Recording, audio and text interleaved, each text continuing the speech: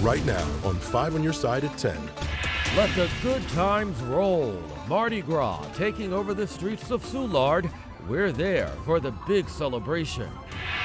We've started off the month of February for 10 straight days. We're above average. How warm it got today and why it didn't really feel that way. And also when we're going to see our next chance for snow. But first, a deadly crash in North St. Louis County. Neighbors now concerned over what they call a dangerous intersection. People need to slow down, need to be very careful out here. And we begin tonight with new information into that deadly crash on Newhall's Ferry Road. Good evening. I'm Brent Solomon. And I'm Laura Barcheski. Missouri State Highway Patrol says it all started when a truck traveled into oncoming traffic, hitting another truck and killing the driver. 5 on Your Side's Annie Krall spoke with residents nearby just moments after the crash.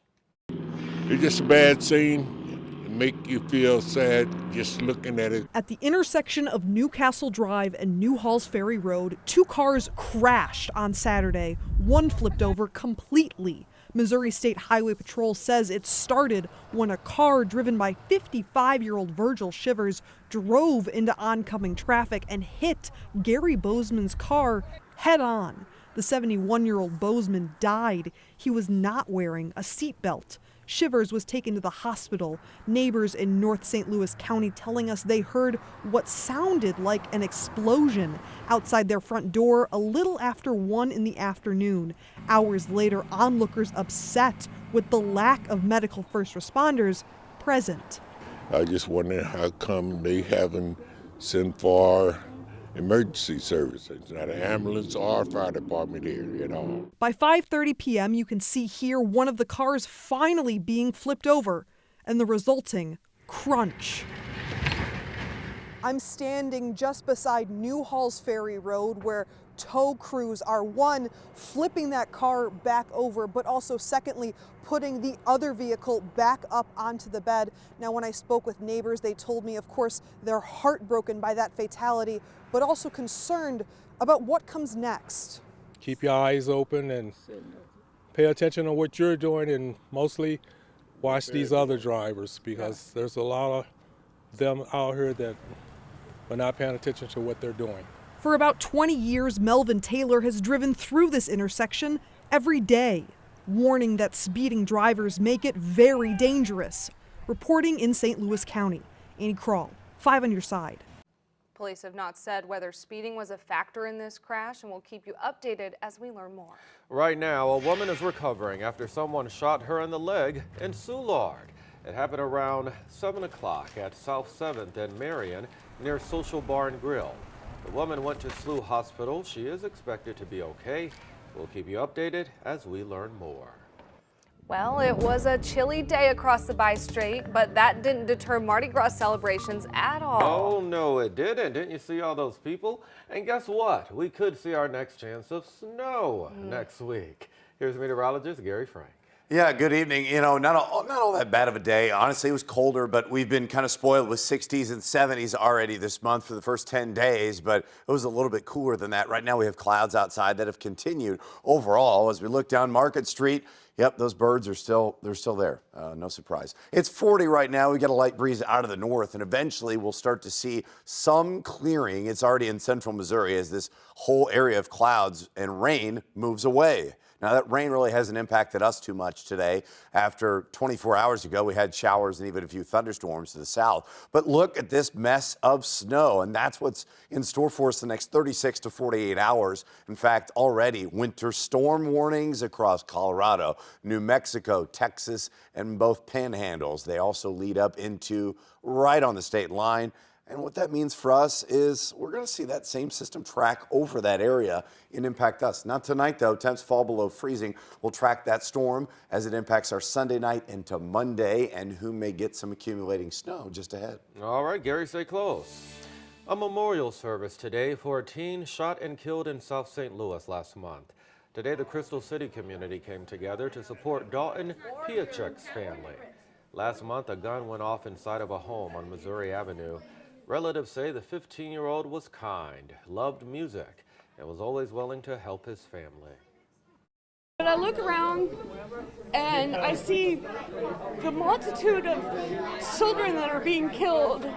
And you always think that poor family, and then it hits your own. So it just kind of tears you up. While police say his death was accidental, his family thinks otherwise. They say 2 other teens were home at the time that he was shot. Police are still investigating. If you know anything, call police. The man who police say was shot to death by his neighbor yesterday has been identified. It happened at an apartment building on Olive Street around 2 o'clock in the afternoon. Police say 42-year-old Jeffrey Holmes and his neighbor got into an argument when his neighbor pulled out a gun and shot him. Holmes was taken to the hospital where he died. The suspect has not been identified. New information into a downtown shooting last night. The victim, a 16-year-old boy. Police say the teen was walking from a bus station at Spruce and 14th when an unknown person shot him. He went to the hospital with minor injuries. If you know anything about this one, call St. Louis Police or leave an anonymous tip with Crime Stoppers at 866-371-TIPS. A public memorial service for the first woman to represent Missouri in the U.S. Senate. Jean Carnahan was held today at Sheldon Concert Hall. She rose to the position back in 2001 after her husband was killed 3 weeks before winning the election. Family members were there this morning speaking about how she won over crowds of politicians, and personally, they'll remember her for her selflessness, grace, and constant joy. Mom, you left us a great outline, an unfinished manuscript. She expects us to blast out of here today with her example etched in your hearts. She expects us to dream big. And when you do, Jean Carnahan will be smiling. Carnahan died on January 30th. She was 90 years old.